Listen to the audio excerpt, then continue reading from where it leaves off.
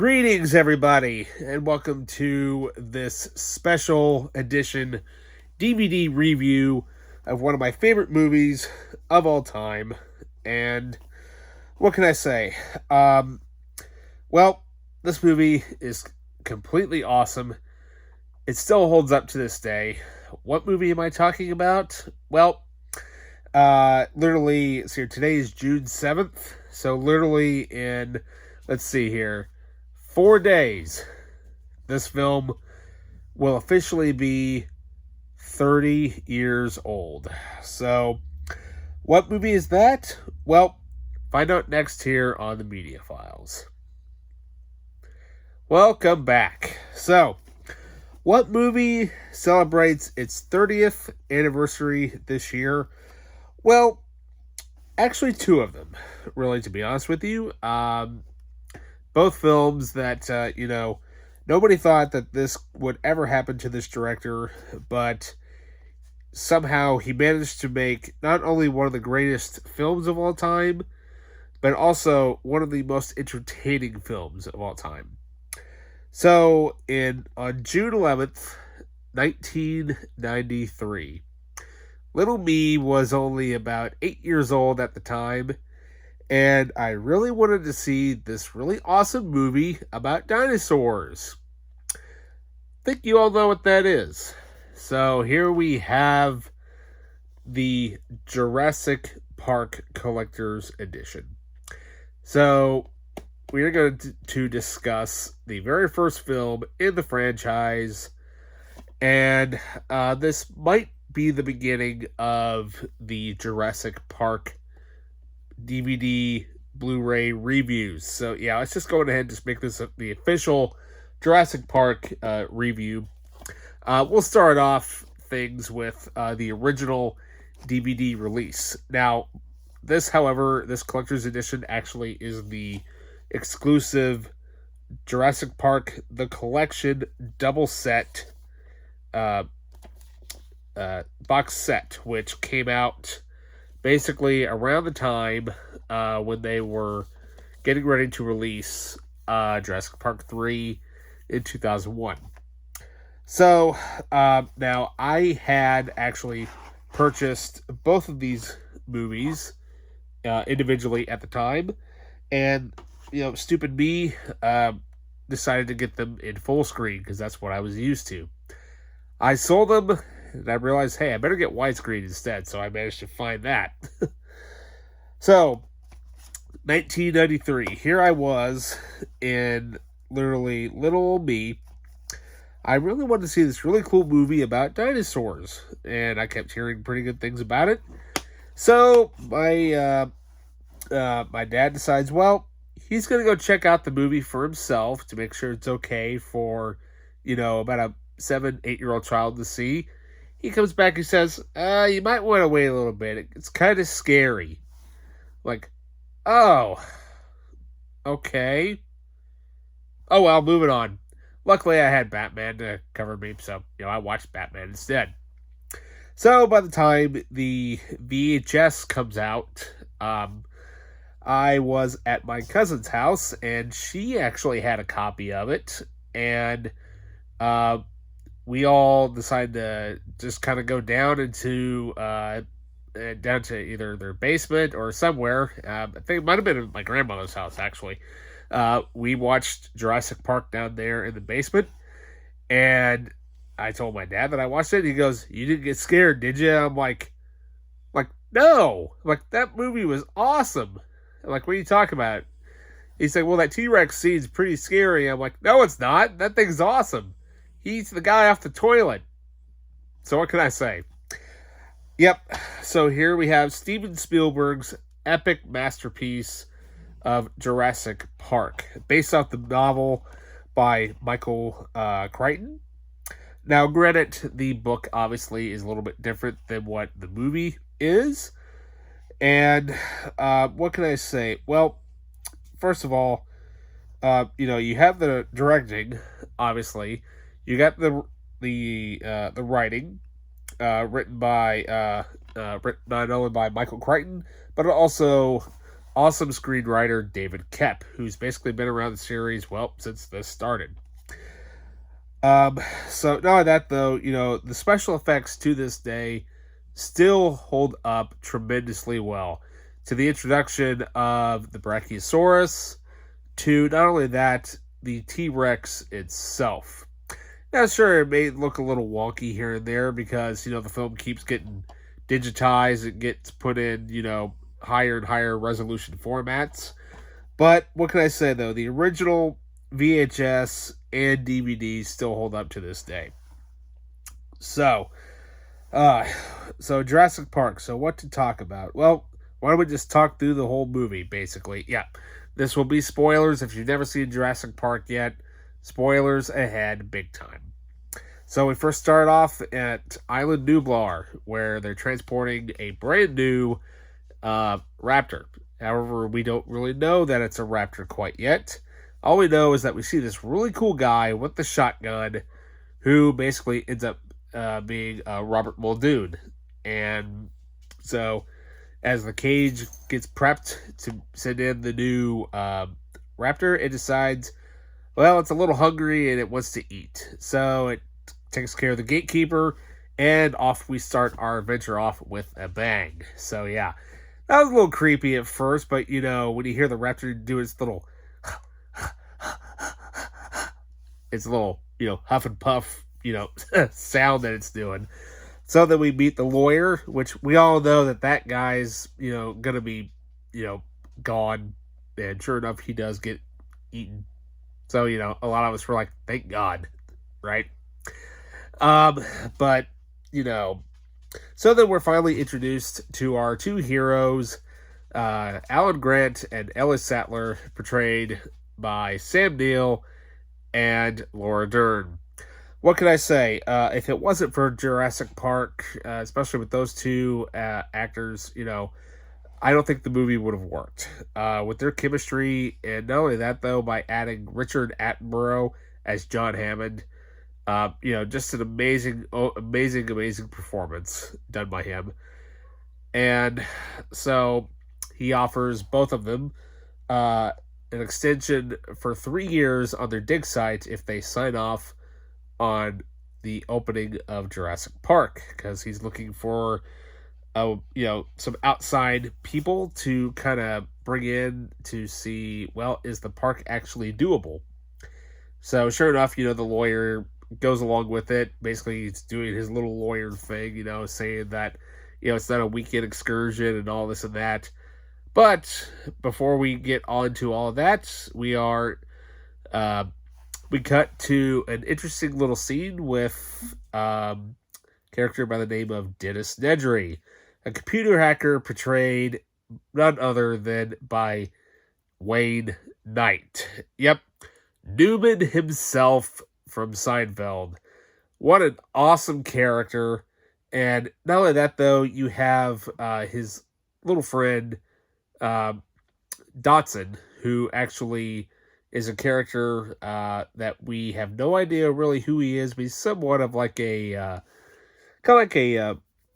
another company type of man, who basically, he kind of has his, either he used to work for InGen, I believe, or maybe that he's trying to kind of make his own dinosaurs or that type of thing, because he's trying to get all the DNA off the island.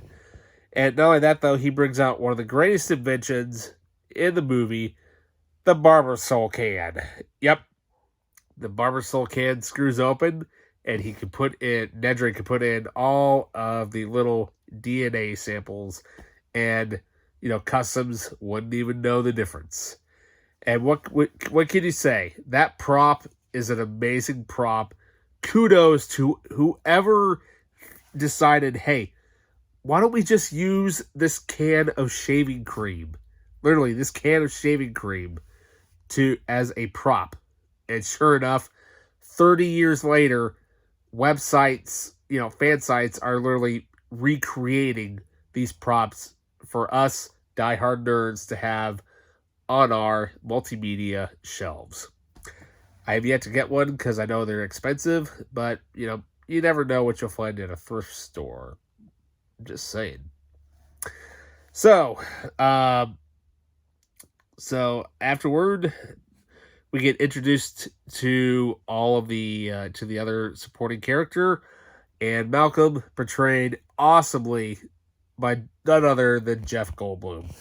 I mean, what a witty character, as Jeff Goldblum always tends to play in a lot of his movies. But not only that, though, here it is. You get a couple of characters who, you know, really don't know what to say because he's more of a chaotician versus a paleobotanist and as well as a scientist. So after that, we get introduced to probably one of the best musical themes ever written for a film, the flight into Jurassic Park, composed by John Williams. Now, if it wasn't for John composing the score, I don't think the movie would have held up as well as it did. Now, the score, granted, it is awesome. It still is to this day. And, I still listen to it because I absolutely love it. And I hope one day to actually listen to it live, in a orchestral hall at some point, if they ever do that type of thing. But, so after you see this flight, this amazing, 2 to 3 minute sequence of them flying into Island Nublar, which is basically the mountains of Hawaii, which is where they shot a lot of the film. And, you get the introduced to the Jurassic Park Jeeps, which, everybody absolutely loves. And, actually, hang on a second here. Sorry for the butt shot there. So, apologize for that. So, like I said, everybody has, if you can focus on it, I don't know if it will, but yeah, you kind of get the point. Everybody and their dog wanted one of these, Jeeps. Now, granted, what can I say? It's a Jeep Wrangler. It's awesome. So with that, we get introduced to the last two characters of the film, Tim and Lex Murphy, John Hammond's grandkids. And sure enough, now we start weaseling our way into the story where, we're going to have our first tour. Let's see some dinosaurs. We're not seeing much. And it's kind of a bit of a disappointment. And everybody's kind of like, well, you invited us here. We're not seeing anything. Where are they? And so sure enough, they finally come across a sick Triceratops with amazing animatronic created by Stan Winston on all the dinosaurs that you see in the film. I mean, if it wasn't for Stan Winston doing this, wow, the movie probably wouldn't have worked. But on top of that, there is some, literally the early beginnings of CGI.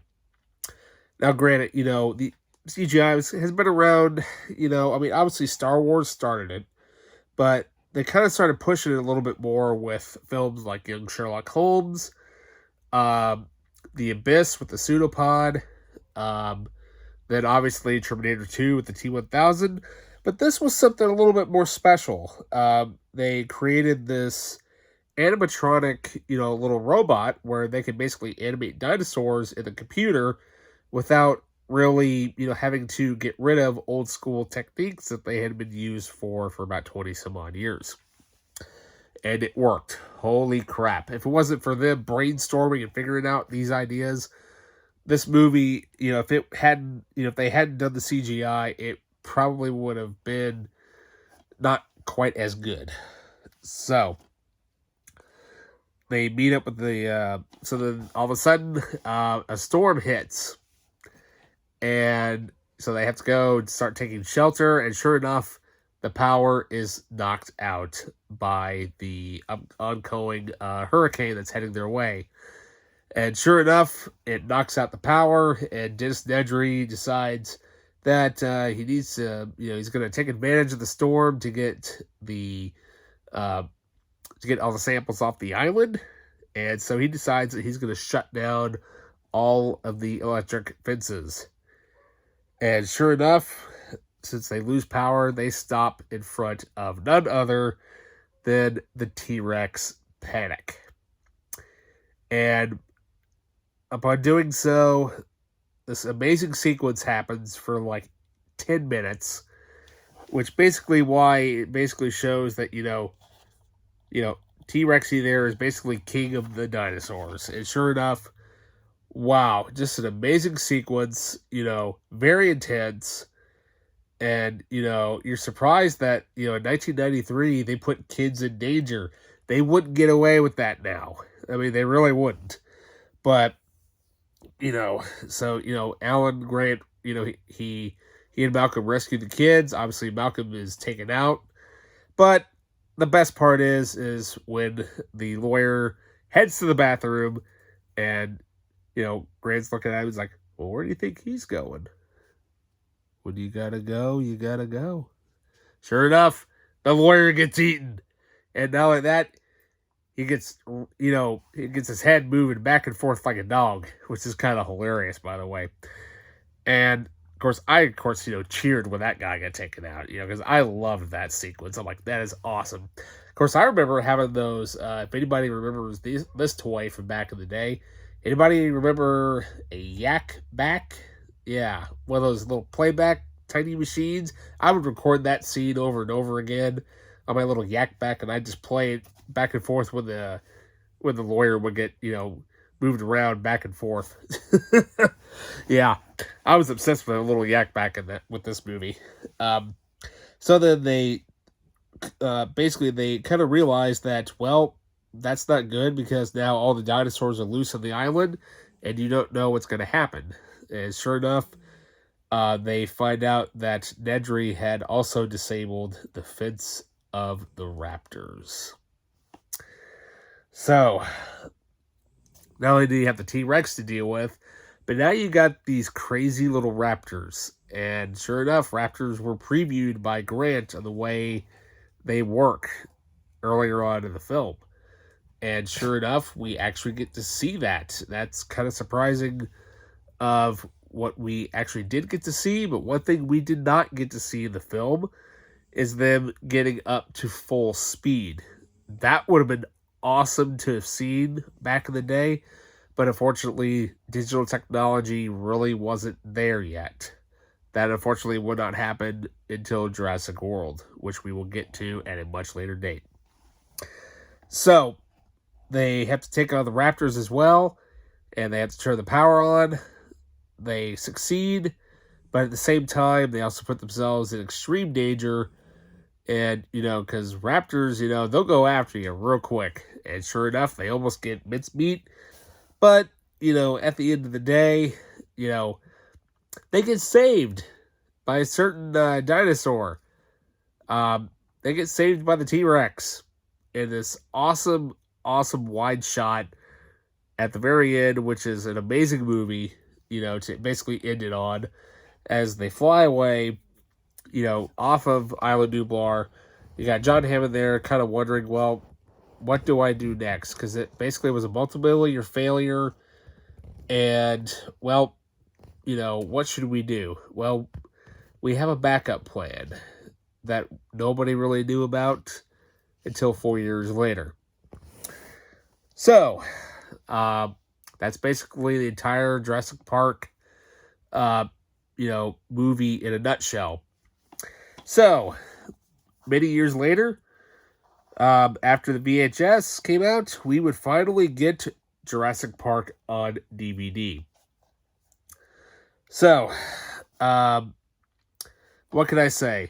This is how you do a DVD menu right. So we got some awesome artwork here, featuring none other than the mouth of the T-Rex, as well as a cool old school flyer for, I believe it's for one admission price for Jurassic Park 3. That's kind of cool. That's an old school thing. And you also get this really cool little tiny booklet that comes with it. Yeah. So you get,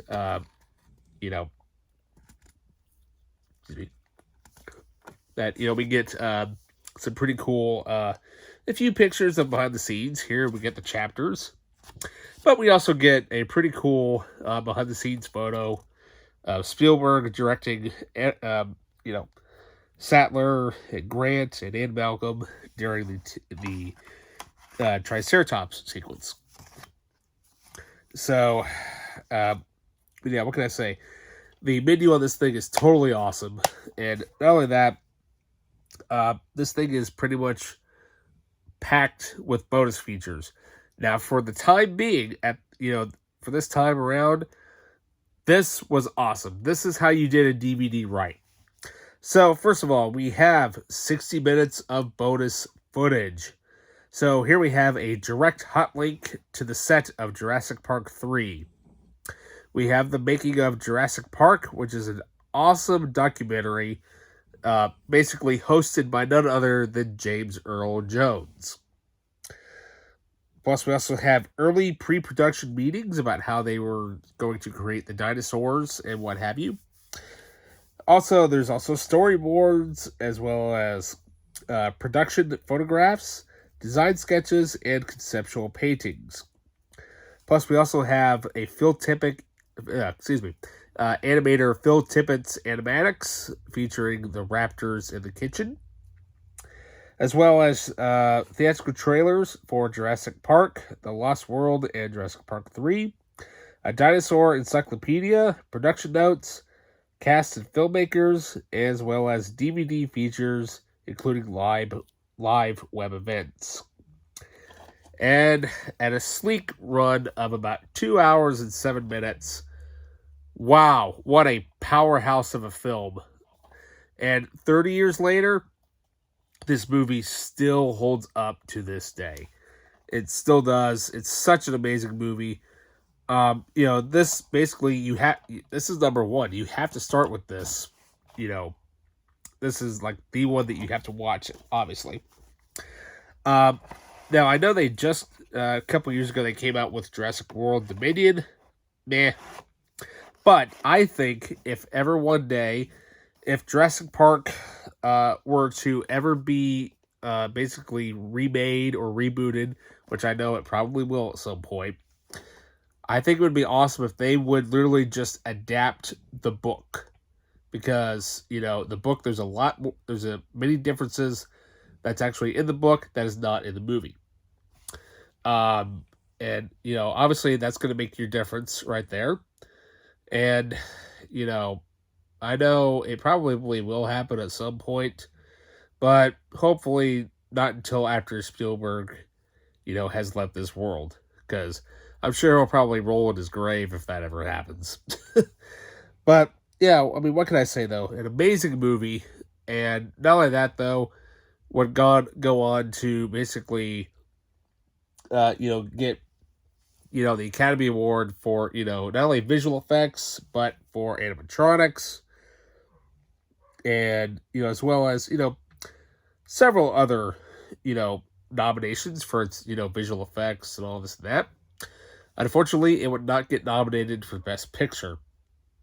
Another Spielberg film basically did, and it deserved it. So, yeah. So what can I say? Jurassic Park, obviously, as I have said multiple times, a great movie, and on top of that, just an amazing film experience. Excuse me. That has basically lasted 30 years and has continued on since 1993. And it will basically be a movie that I cannot wait to pass down, to, other family members, such as my youngest nephew, because he loves dinosaurs at this point. But I'm going to wait till he's a little bit older for him to watch it, obviously, because it's PG-13. But so what can I say, though? Besides the fact that I keep saying that it's great, you should know it's great by now. So with that, what can I say? Happy 30th anniversary to Jurassic Park. Thank you, Spielberg, for entertaining us for so many years with this movie. With each next generation keeps coming down, enjoying it and whatnot. Hopefully one day,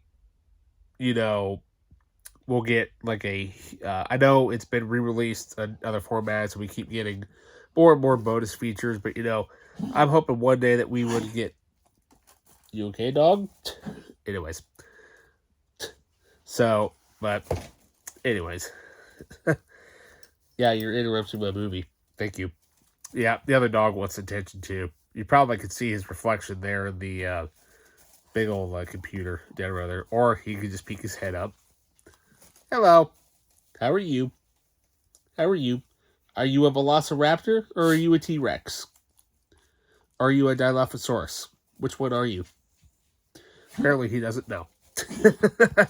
So, yep. So, other than that, though, that's my review of Jurassic Park. Obviously, one of the greatest films of all time.